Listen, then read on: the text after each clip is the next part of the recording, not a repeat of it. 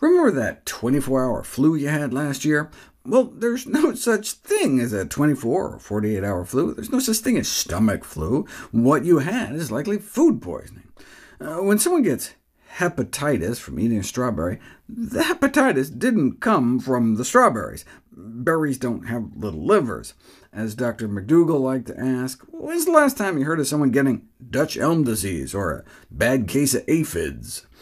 Just as virtually all known human pandemics come from animals originally, so does most food poisoning, specifically animal feces, and that manure runoff can contaminate sprout seeds, spinach, and other healthy plant foods. Still, that's better than eating the manure directly. Animal products, particularly fish and poultry, can be covered in fecal bacteria. It's so bad that while the U.S. federal government recommends that we wash our fruits and vegetables, we're not supposed to rinse meat for fear of the viral and bacterial splatter.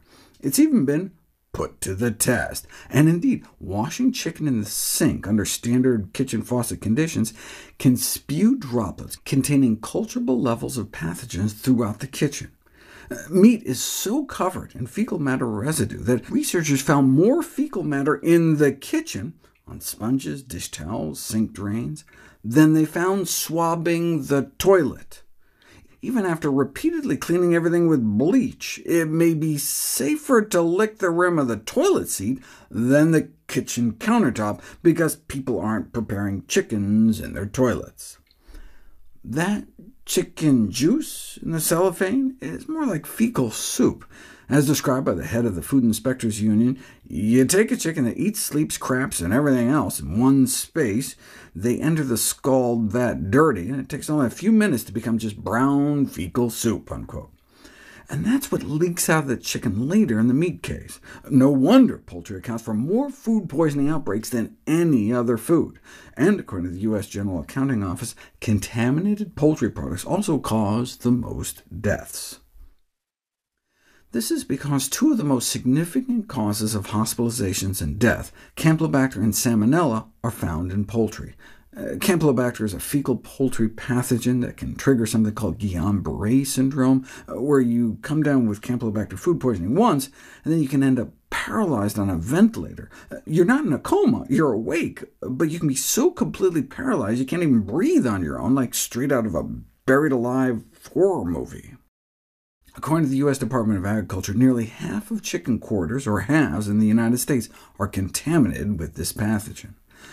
But Campylobacter isn't the leading cause of food poisoning hospitalizations. That's Salmonella, which is also the leading cause of foodborne death. An investigation by Consumer Reports found widespread Salmonella contamination.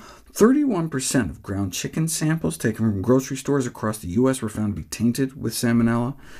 All the Salmonella they found was resistant to at least one antibiotic, and 78% were resistant to multiple drugs. That's one of the reasons Salmonella is the leading reason people can die from a single meal. It's difficult to treat human Salmonella infections because they're becoming resistant to so many of our miracle drug antibiotics. After the Jack-in-the-Box E. coli outbreak in the early 90s, E. coli 0157H7 was officially deemed an adulterant, meaning contaminated beef could not be legally sold and has to be recalled. But the USDA has not taken similar action to protect the public from Salmonella, which is widespread in chicken thanks to the often crowded and filthy conditions in which they're raised. More than 1 million Americans get sick from Salmonella every year. That's about 5 times more than E. coli sickens, yet the USDA looks the other way if less than 1 in 6 chicken parts is contaminated. And even when those levels are exceeded, the meat still ends up in grocery stores. So when you actually test retail chicken parts, more than 40% can be contaminated with Salmonella. Why is it that European nations can boast so much lower Salmonella contamination? Because in Europe, they require that their meat is Salmonella-free. They still find some Salmonella-contaminated flocks, but the difference is that it is illegal to sell Salmonella-positive chicken there.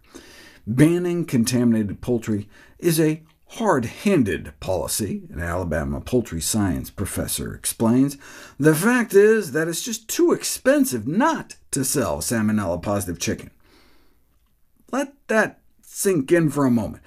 That's like a toy manufacturer saying, sorry, we'd love to pull the unsafe toys from the market, but such a large percentage of our toys are hazardous, they would just be too expensive.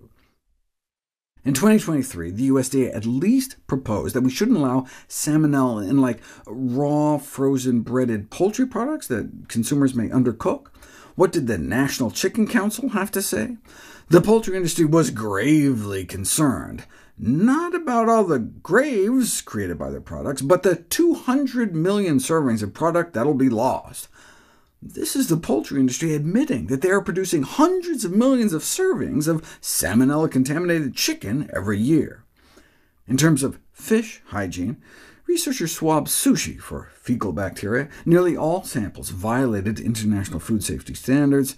They also tested cucumber and avocado rolls and found no fecal contamination, perhaps because, unlike salmon, tuna, and shrimp, fruits and vegetables don't have rectums.